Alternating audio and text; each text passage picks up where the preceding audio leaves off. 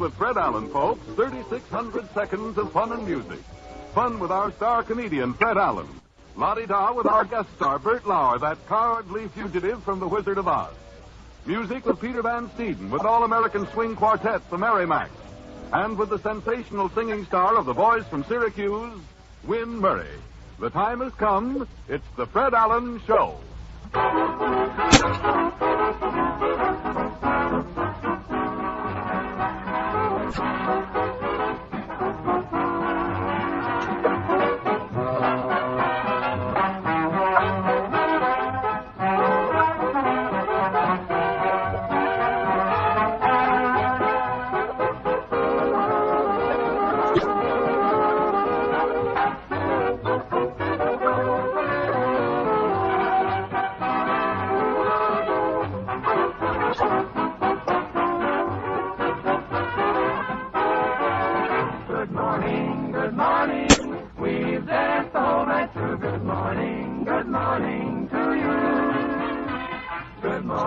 Good morning. It's great to stay up late. Good morning to you.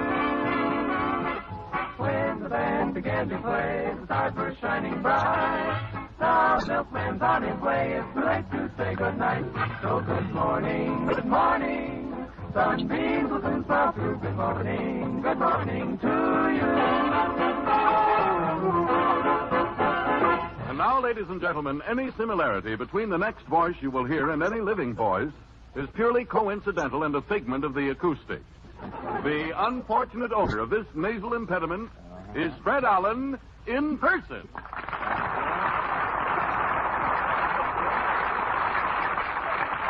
Thank you, and good evening, ladies and gentlemen. Once again, we assemble with good intentions. Never mind the good intentions, Fred. How are your jokes?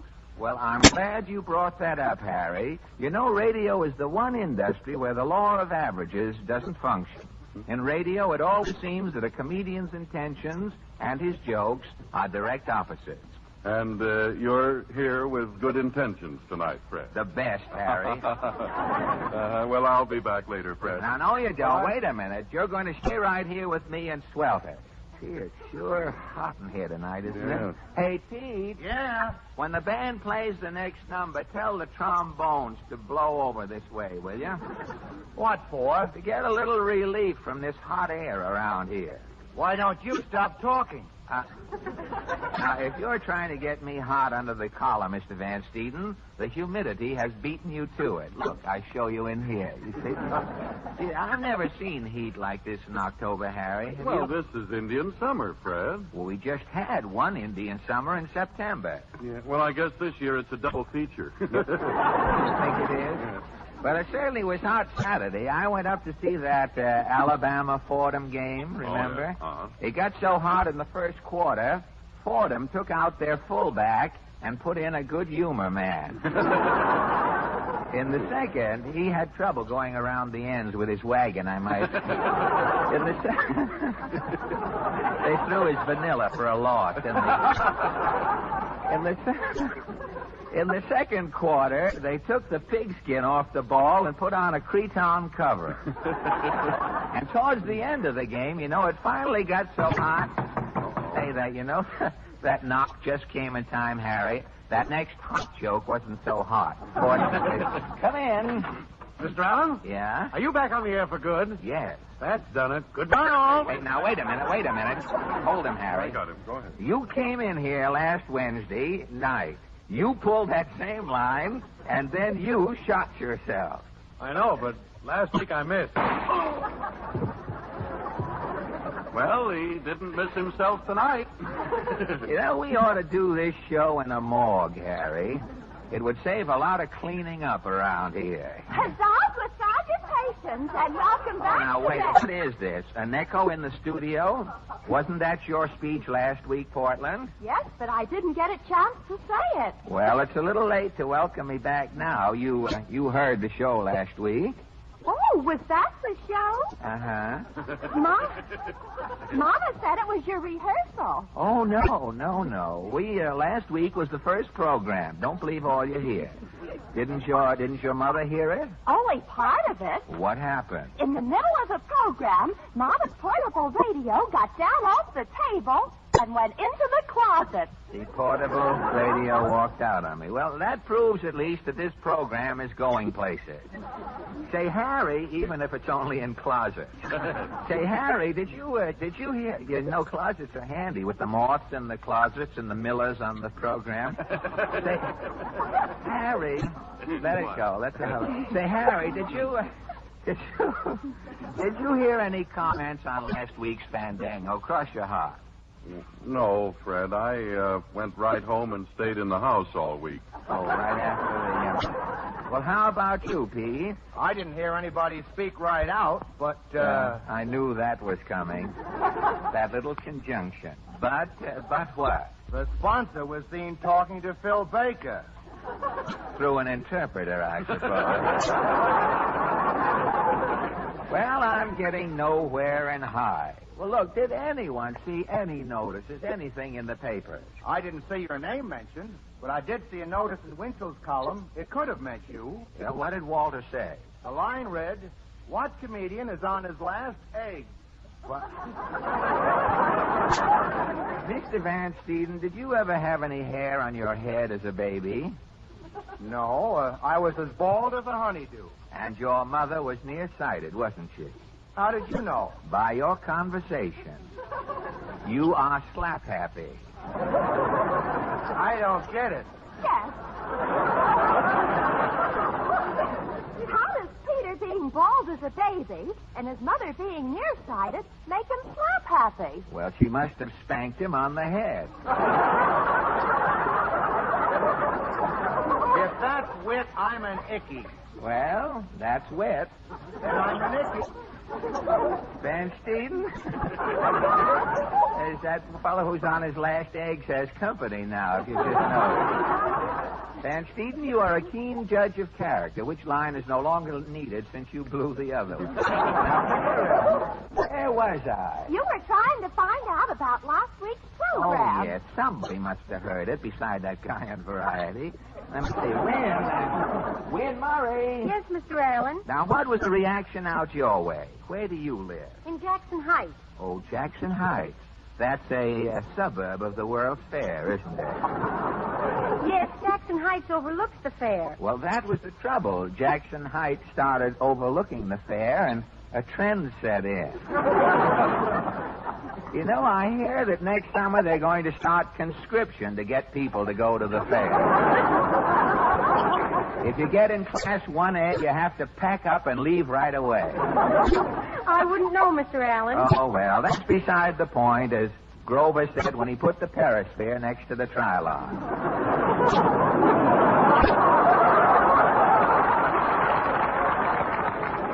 What I really want to know, Win, is this. Did you hear anyone around Jackson Heights speaking about last week's program? Only my family. And what did your family allow? They said there wasn't enough of me on the program. There wasn't enough? Is there any more of you, Win, put on the program? No, this is all of me, thank heaven. Gosh, I'd hate to have you on my mind, Win. You'd sure have a load. Yes, I would. Oh, don't pay any attention to Mr. Allen, Win. Nobody else around here does win. Oh, I can take it. Oh, I'm only kidding, Winnie. I'm just trying to find out how I can improve the program. Well, I can recite. I can tear off some jive. Now, wait a minute, everybody. This may be trouble. Come in. You want an opinion? You heard the program? Yes. And? It's too slow. You mean? Speed it up. I should. That's it. Bang, bang, bang. Goodbye. He must be in a fast business. I make minute rubs. So long. Minute Rob. Gee, that was the sponsor. You heard what he said, Alan. Want speed. Okay, the sponsor wants speed. That's what he's going to get. Now, on your toes, everybody. We'll start the program over. Take it away, Pete. All right, Pano, Sal presents. And here he is. Thank you, and here she is. Hello? well, you can't get it any faster than that. And now, ladies and gentlemen, Miss Win Murray sings for you from Yokel Boy that popular song, Come Love.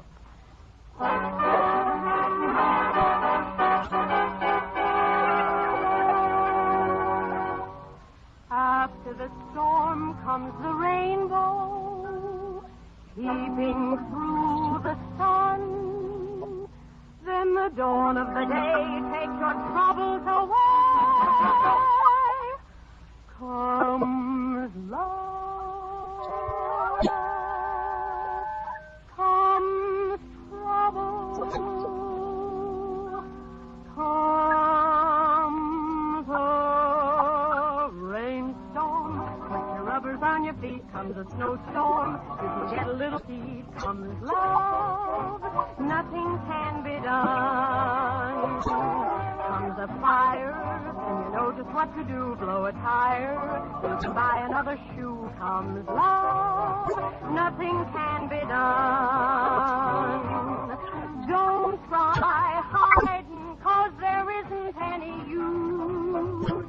You'll start sliding when your heart turns on the juice. Comes a headache, you can lose it in a day. Comes a toothache, see a dentist right away. Comes love, nothing can be done. Comes a heat wave, you can hurry to the shore. Comes a summon, comes love, nothing can be done. Comes the measles, you can quarantine the room. Comes a mousey, comes love, nothing can be done. That's all, brother, if you've ever been in love. That's all, brother. You know what I'm speaking of. Comes a nightmare, you can always stay awake. Comes depression, comes love, nothing can be done.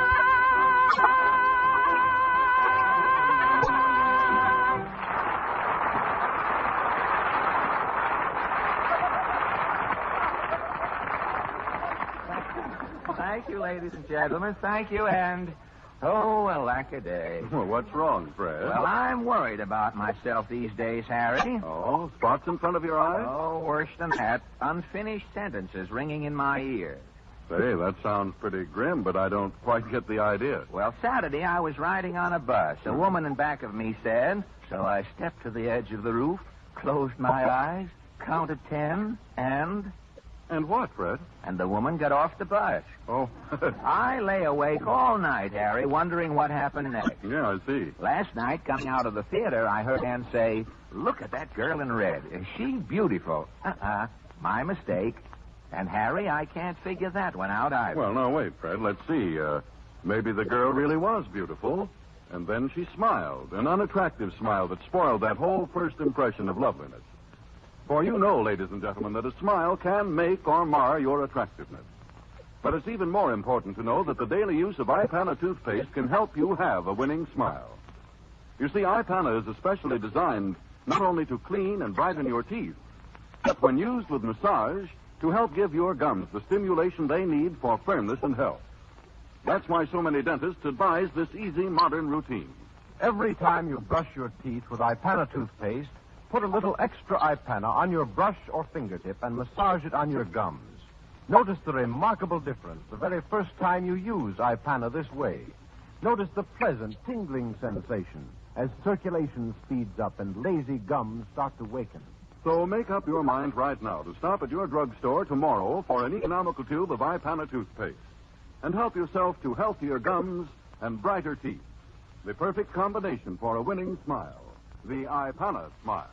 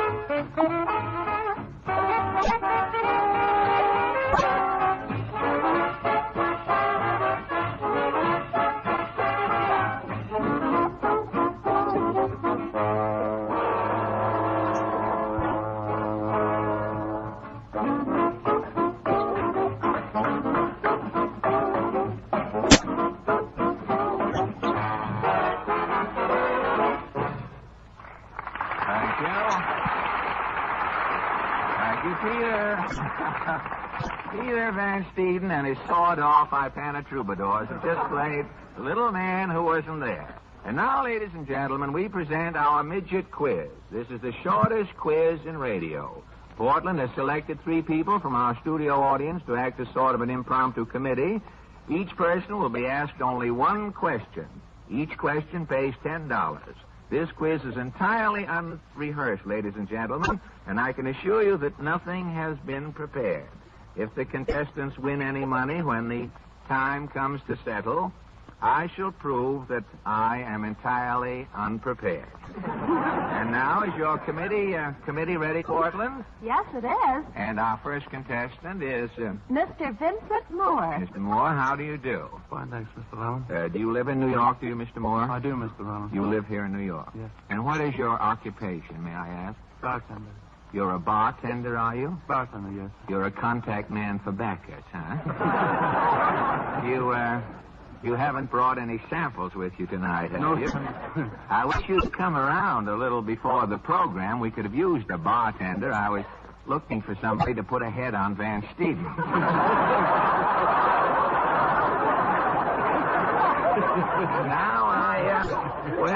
Yours is not a profession to be laughed at, Mr. Moore.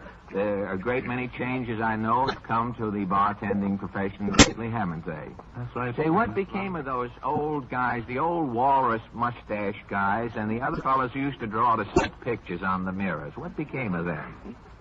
Oh, yes, they're on the WPA now, Mr. Rollins.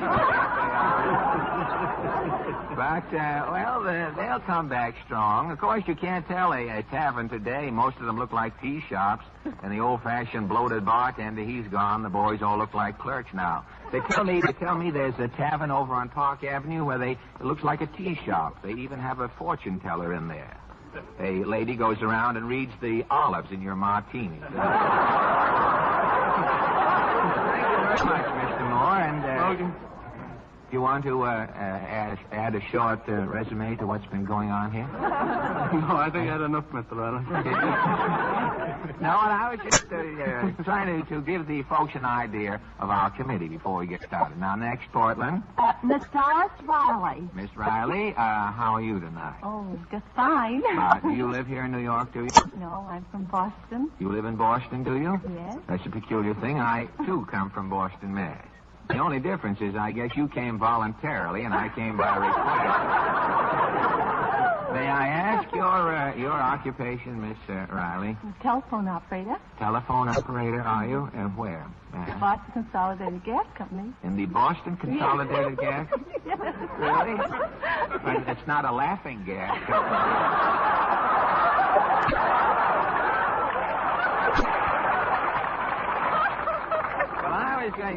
It just shows you what a small world this is, Miss Riley. My brother Bob works up there for the Boston Consolidated Gas Company. He's up there in Everett making gas in Boston, and I'm over here making gas.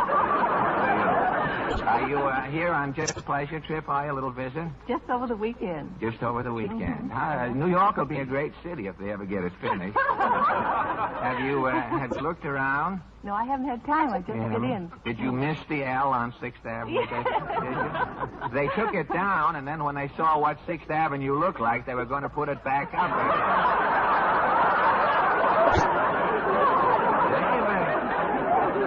Well, I hope you have a very pleasant weekend here, Miss Riley, and give my regards to my brother when you go up home again. I surely will. Thank you. And next, Portland. Mr. Clyde Dorr. Mr. Dorr, how are you? Do you live in New York, do you? I do. You live in New York. We're lucky tonight. We're getting all people from near home here. What may I ask your profession? I'm a chiropractor, Mr. You're a chiropractor, are you really?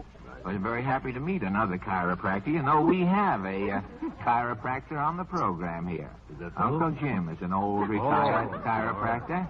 He finally gave it up. He decided that he couldn't go on doing things behind people's backs. Maybe he's wise with that, Mr. Allen. Well, I don't know. I think he gives treatments occasionally. I saw an installment collector around here this morning mention something about an adjustment to Uncle Jim. Well, now we'll get down to our quiz. We only have 3 questions here. It doesn't make much difference whether they're answered or not, because you win even if you lose. First, Mr. Moore, I'm going to ask you, this question was filched from the world of books.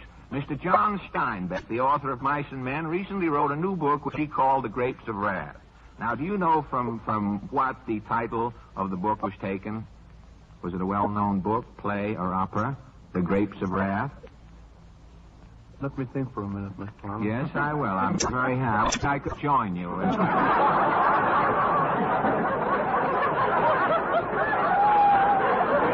I was equipped, I certainly would. Do you know where Mr. Steinbeck got The Grapes of Wrath? No, I couldn't answer that one. Well, it was taken from the Battle Hymn of the Republic. Mine eyes have seen the glory of the coming of the Lord. He's tramping out the vintage where the grapes of wrath are stored. And now, Miss Riley, your question. Millions of dollars are spent in advertising each year to popularize slogans. Now, I'm going to ask you to complete these supposedly well-known slogans. Quick, handy. The flip. Good to. Good to? Shh, quiet.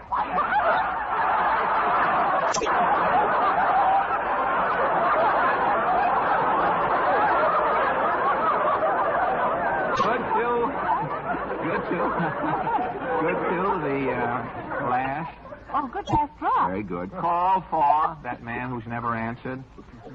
The little man who wasn't there. Call for Phil. Oh, Philip Morris. Philip Morris, is right. I'd walk a mile for what? Walk a mile for a... Now, isn't it awful? It sounds... Well, it is if you own one, but... To walk a mile for... Oh, down right high. I remember on our own... Miss Riley? A camel. He told you I'll have to take a little off of the camel. They and they what? They and they what? They, that slogan, the cigarette slogan, they what? They and they what?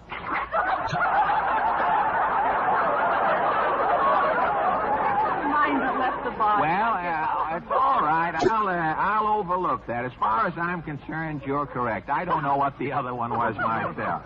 And now, Mr. Dorr, this is a question of etiquette. If you are dining in a cafe and your napkin slips from your lap, is it considered good form to pick it up? I would say no.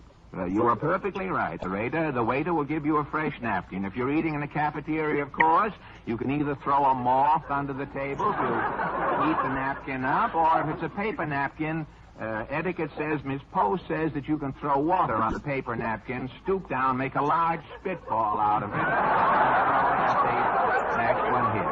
Well, this really concludes our quiz. We have another feature we're going to start next week, ladies and gentlemen. It's called the Question of the Week. You know, on all these programs, the Round Table out in Chicago and the Forum and the Town Hall, all have experts talking on the vital topics of the day. Now, next week we're going to start a little series here, letting the little man discuss with me, if he can get a word in edgewise, the topics of the day. Now, I want to thank you all for being so kind to us and helping us out tonight, and I'm going to present you each with a gift box containing all of the Bristol-Myers products, including Ipana and Salapatica. The meeting is now adjourned, and thank you very, very much.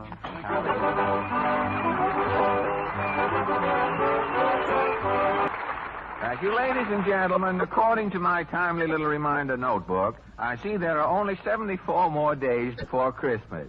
So this is a very good time to give you a few hints on your Yuletide shopping. Pardon me, Fred, but don't you think a hint on tomorrow's shopping list would be a little more timely? Well, Miss Von Zell, if you want to quibble, yes, I do. Well, then, ladies and gentlemen, I'd suggest that tomorrow you go to your druggist and get a tube of Ipana toothpaste to help you have brighter teeth, firmer gums, and the kind of a smile you can be really proud of. You see, ladies and gentlemen, our teeth are seldom bright and sparkling when our gums are soft and tender. And the creamy, well-cooked foods we eat do not give our gums the stimulation they need for firmness and health. So, frequently, pink toothbrush appears, the first warning signal of tender, ailing gums. When you see that, by all means, see your dentist. You may not be in for serious trouble, but let him decide. Usually, his verdict will be, your gums are robbed of work by the soft, well-cooked food you eat. They need more exercise to keep them firm and healthy. And very often, he will add, Your gums will respond to the healthful stimulation of Ipana toothpaste and massage. so brush your teeth and massage your gums with Ipana regularly to help your gums to healthful firmness and to have cleaner, brighter teeth. Help give your smile a new and sparkling loveliness by faithfully using Ipana toothpaste.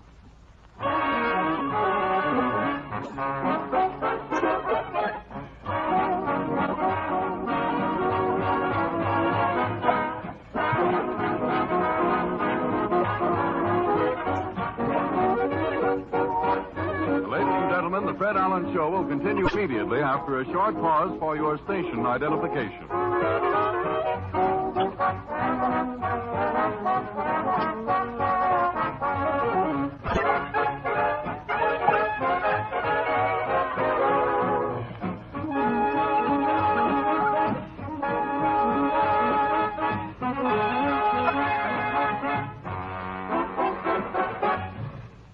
And now, ladies and gentlemen, we present our invited guest, a man who comes to glorify the evening, a comedian.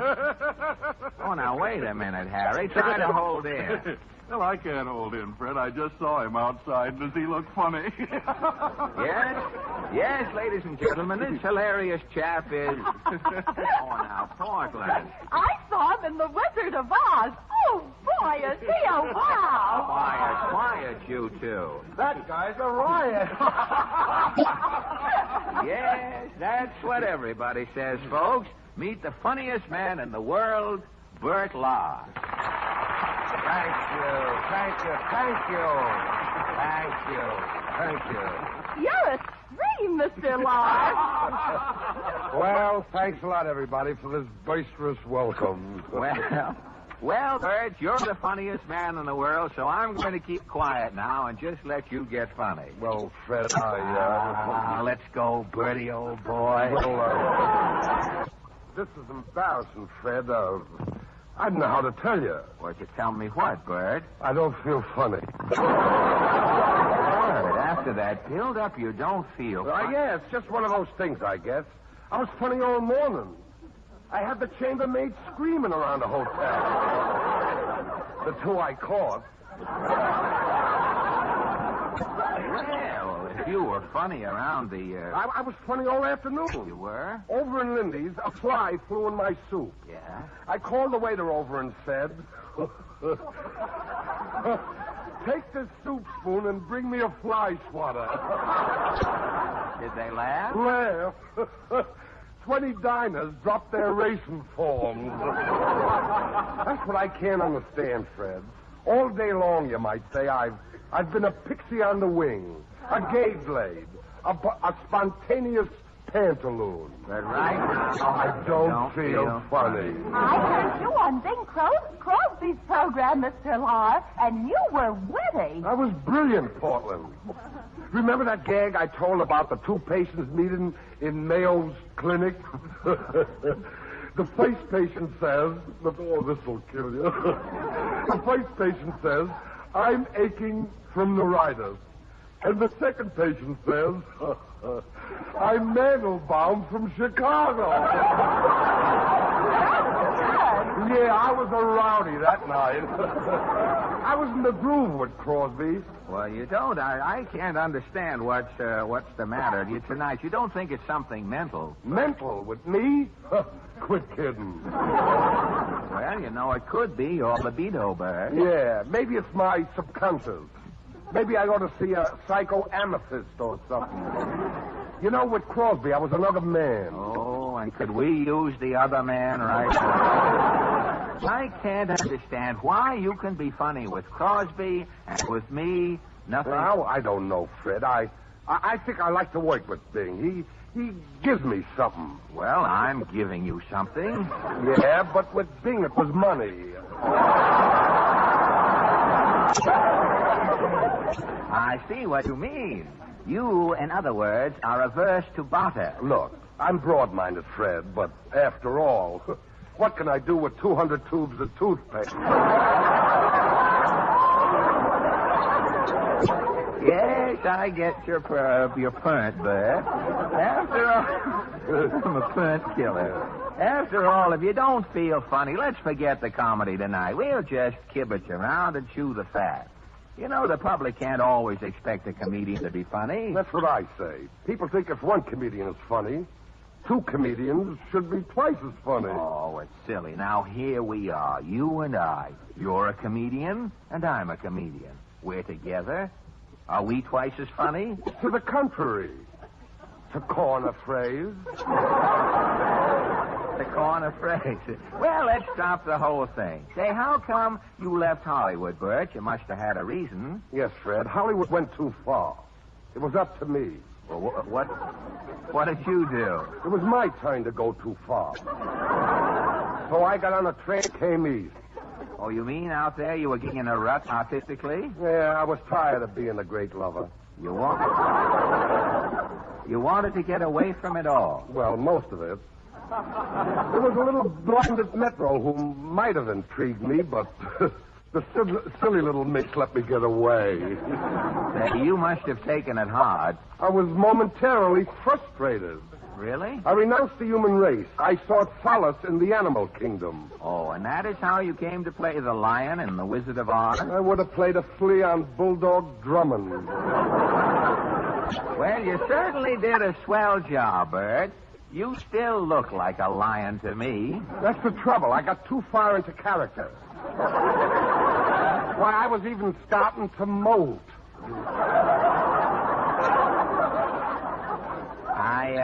I can tell by the top of your head there. Well, are you continuing your animal characterization? Not me. I'm sick of making a living on all fours. I want to play Ibsen, Chekhov, Odette. You know, one of those parts where I keep sipping cyanide of potassium all through the second act. Well, do you really think you can play one of those serious roles? Why not? What have I got that if John Barrymore had, he'd get rid of right away? Well, why should a successful comedian want to play tragedy? Oh, I'm a ham at heart, Fred.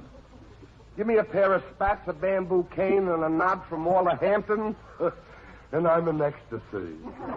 Say, what do you expect to do when you retire, Bert? Oh, I don't know. I may open a small toll bridge or something.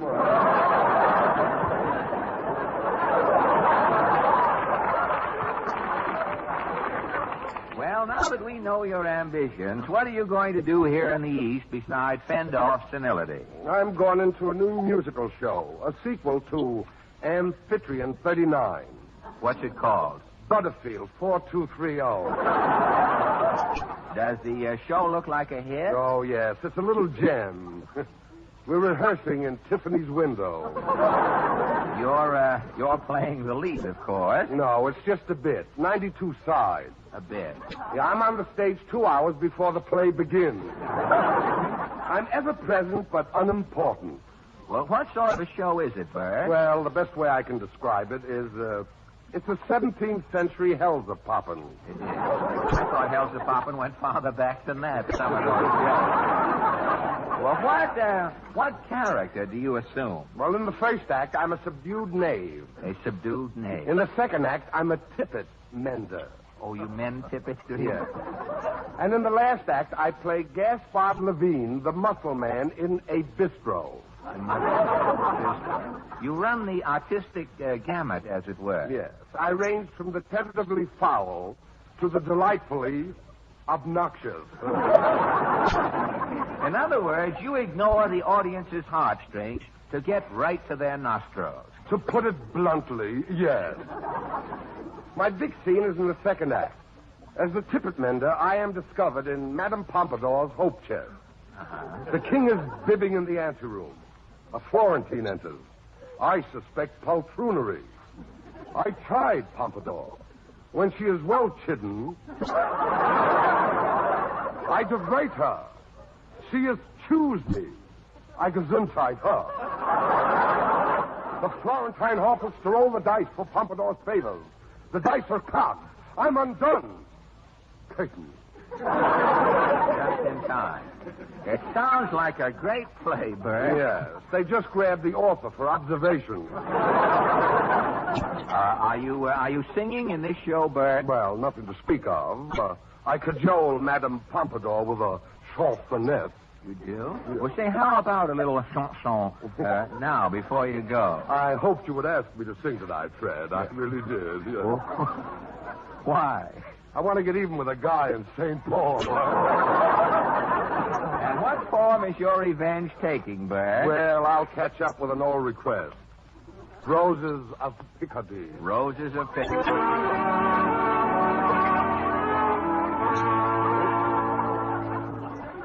He's lost the words. Wait a minute, Peter. I've got him, Fred.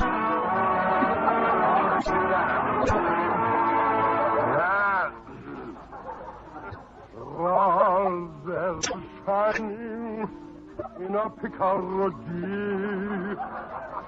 in the hush of a silver dew. Roses are flowing in the Picardy, but there's never a rose like you. And the roses will die with the summertime, and our rose may be far farther apart. But there's a one rose that dies not in a Picardy. Rose that I keep in my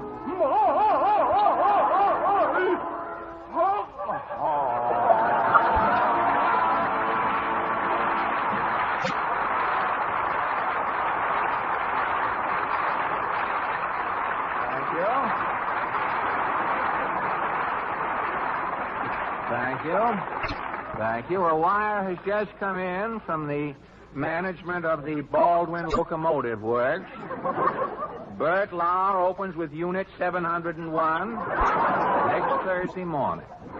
Thank you, Bert. And now, Win, say, did you hear Bert's song, did you? Yes, I was out in the hall. Oh, you joined the audience, eh? You know, Bert is really the Orson Welles of song. But now, going from the raucous ridiculous to the vocal sublime, Win, I'm going to ask you to sing an antidote to sort of offset little Bertie's cadenza here. Now, what would you suggest? Would you like to hear Johnny One Note? Well, I certainly would.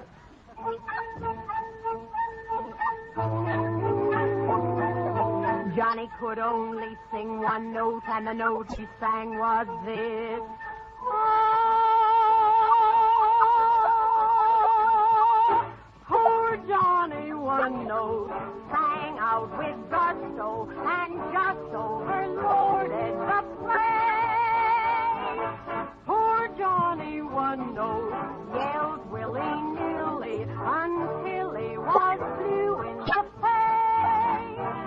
For holding one note was his aim. Couldn't hear the brass, couldn't hear the drum. He was in a class by himself, by gum. Poor Johnny One Note got in Aida, indeed a great chance to be brave. He took his one note, howled like the north wind, brought forth wind that made critics rave. While Verdi turned round in his grave, couldn't hear the flute or the big trombone. Everyone was mute. Johnny stood alone. Cats and dogs stopped yapping, lions in the zoo. All were jealous at Johnny's big thrill. Thunderclaps stopped clapping, traffic ceased its roar, and they tell us Niagara stood still. He stopped the train, whistles, boat whistles, steam whistles, pop whistles, all whistles, bow to his skill. Oh, sing Johnny One Note, sing out with gusto, and just overwhelm all the crowd. So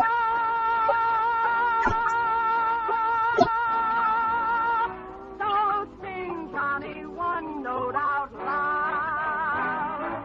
Sing, Johnny, one note. Sing, Johnny, one note out loud.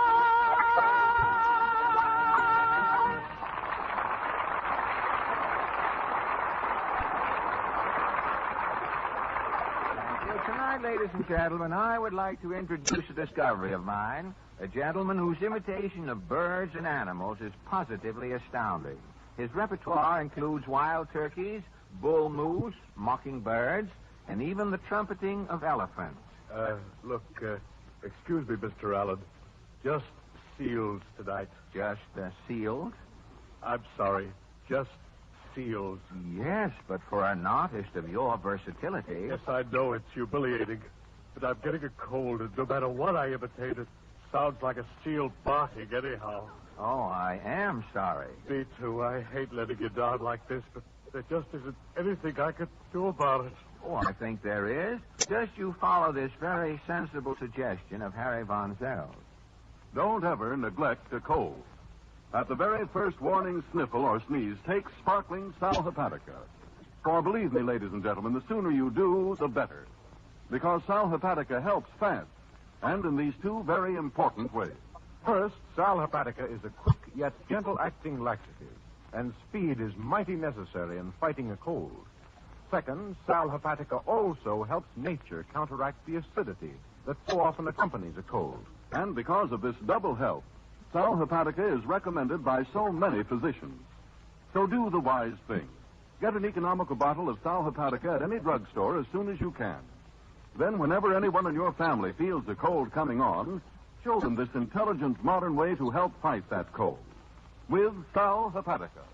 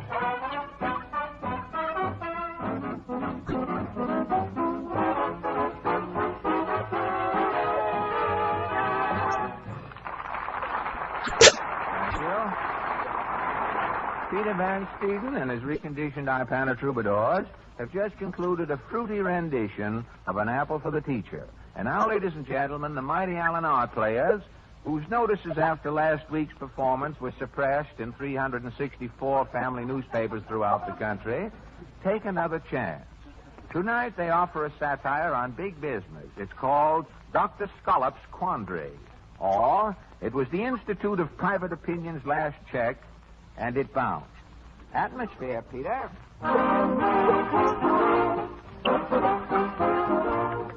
Hello? Hello? Is this Vanderbilt 122456? This is the Scollop Institute of Private Opinion, madam. We're taking a poll on women's fashions. What is your opinion of the buckle? Oh, you wouldn't. It looks like a sunken knapsack. Thank you. Oh, good morning, Miss Graff. Good morning, Dr. Scollop. Public Pulse Feeler number 1 is on the job, Miss Graff. Dad, I hate to put my muddy shoes up on that clean mahogany desk. How did your shoes get so muddy? I was chasing the man in the street, and he ran up an alley.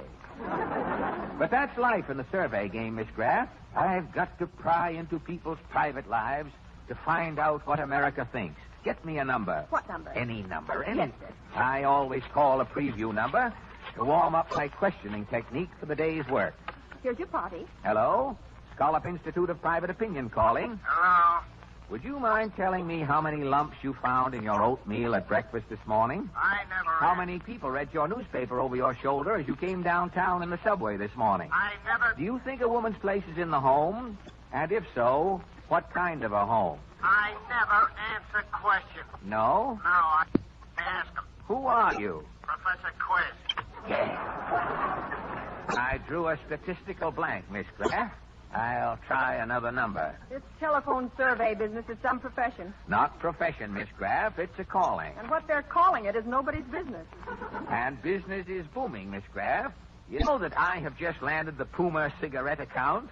Their slogan is, don't forget your change, forget your cigarette. Puma cigarette?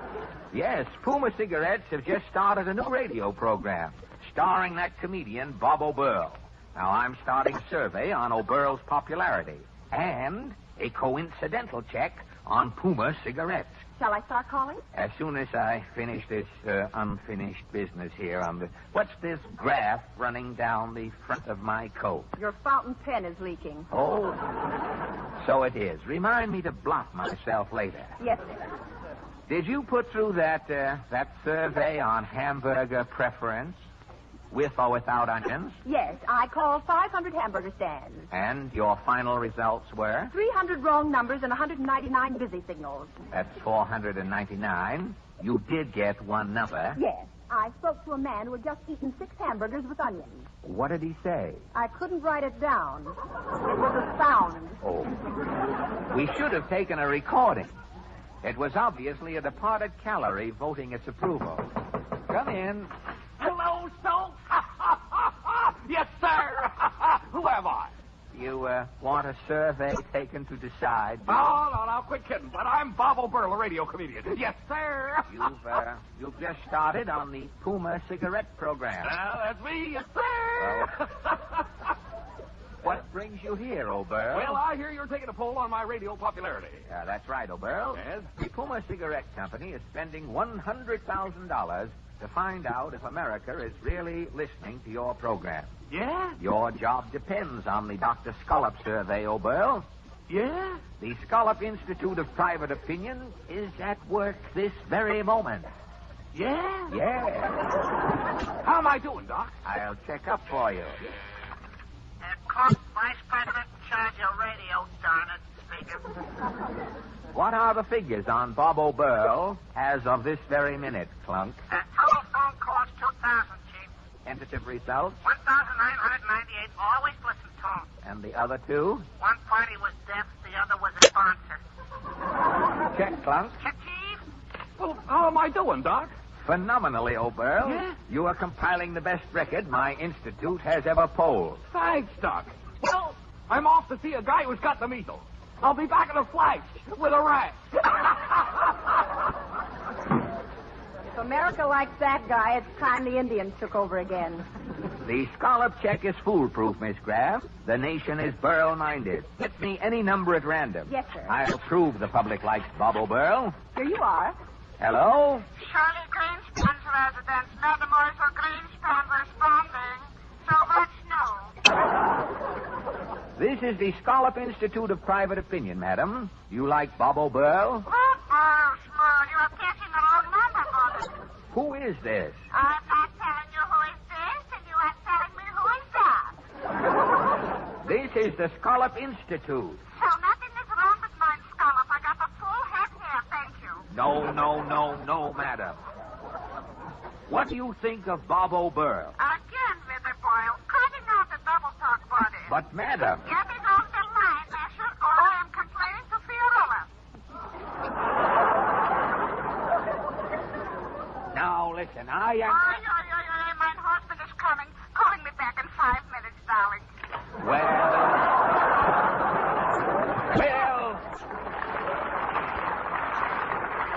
Well, I'll be... Shall I send you a memo confirming it? That's what I get for interfering in Clunk's department. What's this note here on my desk? It's a memo from the wristwatch king. Full of her? Yes. He wants to know the results of your survey on dunking. Oh, yes. Pulliver is designing a coffee-proof wristwatch for habitual dunkers. He wants a nationwide check on dunkers' habits. Take down these messy statistics, Miss Graff. Yes, sir. Composite conclusion, 62% of all Americans dunk. Check. 18% are neat dunkers. They hold a spoon under their crullers to catch the seepage. 12% are sloppy dunkers. They wring their donuts out after dunking. Get these figures right off to Pulliver. Yes, sir. Hello, Soap. Yes, sir.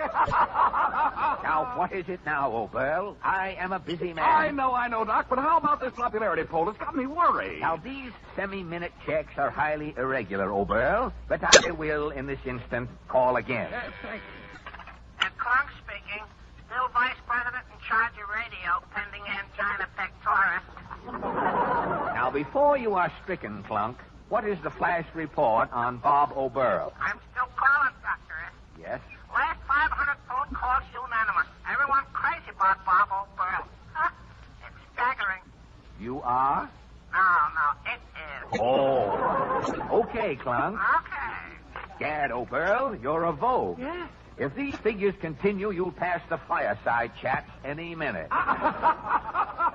Well, I'm off to visit my drunken uncle. He's an awful stew, and I do mean stew. Well, he certainly kills him. And the sooner the better. Get me a number, Miss Graff. Yes, sir. I have got to check on the public's reaction to the Puma cigarette. Ready, sir. Hello? Yeah? The Scallop Institute calling, madam. Yeah? Have you tried the new Puma cigarette, madam? Yeah. What is your opinion? There's too many syllables in Puma. Take off the N-A and what have you got? P.U. That's my opinion. Why, you have all these... What happened? This is what... Why, that wrong number. I'll find someone who likes Puma cigarettes if I have to start smoking them myself. Who is this? Where is Dr. Scallop? Faulkner Q. Pingree. The president of Puma Cigarettes. Yes, Faulkner Q. Pingree. We were just talking. I'm going to do the talking now, Scallop. Yes, Faulkner Q. What are these phony reports you've been sending me about my radio program? It's the biggest thing on the air. Your comedian is... He's putrid. I've asked all my friends about this Bob O'Beirne. None of them can stand him. Now, you're wrong, Mr. Pingree. Our phone survey gives Bob O'Beirne 100% rating. Your surveys are the bunk. Figures don't lie. Scallop, our contract is canceled. But I can prove that people are listening to O'Beirne, Mr. Pingree. My assistant, Clunk, has been phoning radio owners all day. You've got to show me, Scallop. I can show. I'll show you Clunk's results, Mr. Pingree. Well, make it snappy, Scallop. I've got a conference at Beaten Bat and Skeet and Scat. Well, one of them is bound to wait for you. Clunk's office is down the hall, right through here. Right. This man, Clunk, you know, does nothing but phone unsuspecting people hour upon hour. He is neurotic, but infallible. Here's his office, here. What do you think of Bob O'Beirne, mister? Oh, you're nuts about him? Okay. Well, Clunk, how goes your rendezvous with Desmo? Oh, hello, Chief. Gosh, this Bob O'Beirne poll is a landslide. I just got 50 more favorable reports. Now, there you are, Mr. Pingree. That proves something. Yes, it proves there's something screwy going on around here, Scallop. That adjective, Mr. Pingree, is repulsive. Wait a minute. Look at that telephone wire near the bottom. Gosh, Chief, my phone wire's been cut. What's this? Another wire's hooked onto it. Somebody has tapped this line. That second wire leads next door, Scallop. What's in there? That's an empty office. I'll find out who's at the bottom of this survey sabotage. I'm going to look in that next office. All right. Yes, sir. I just adore Bob O'Beirne. His jokes are simply precious. Yes, sir. O'Beirne! What are you doing here? Why... hello, Mr. Pingree. What is this wiretapping skullduggery, O'Beirne? I'll tell you what it is, Scallop. No. O'Beirne knew that nobody listened to his program. No. He tapped your Scallop survey wires. He sat in here all day, disguising his voice, pretending to be the great American public. Well, Is this true, O'Beirne? Yeah, Dr. Scallop. You caught me with my rating down. That is the last straw, Scullop. I'm through with you. I'm through with polls. I'm through with radio comedians. Fine. Well, this proves something you sponsors should have guessed long ago. What's that? Many a radio comedian who's on top of a pole should really be hung at half-mast.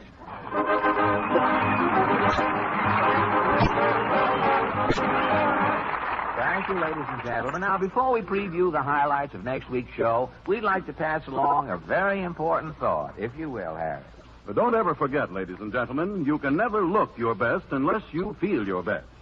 That's why we hope you'll always remember the advice of so many physicians. Whenever you feel sluggish and under the weather, or whenever you have a headache resulting from a stomach that's upset because of overindulgence in eating or drinking, sparkling Sal Hepatica helps give you a faster comeback.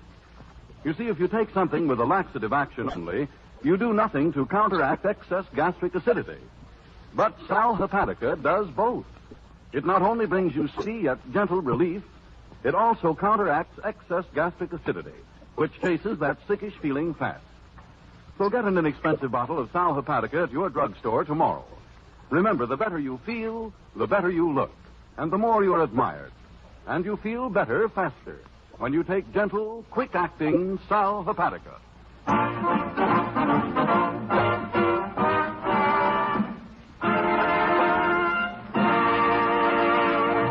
And that about concludes the business for this evening, ladies and gentlemen. And don't forget, next Wednesday evening, we bring you football prognostications. The score of the Cornell-Princeton game next Saturday will be Cornell, Triple final. Princeton, Virgil. Your song of the week. A pineapple for the teacher. A pineapple for Froggy. Now, I go to bed. Now, that's an apple for the teacher, not pineapple, isn't it? I'm going to reform school, brother. Oh, you would. And our guest star next week will be... That famous singing cowboy, Gene Autry. And music.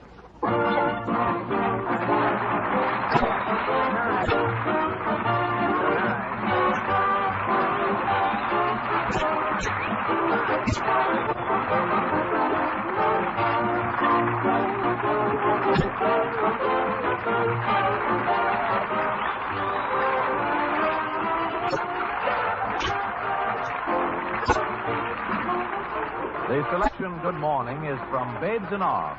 This is the National Broadcasting Company.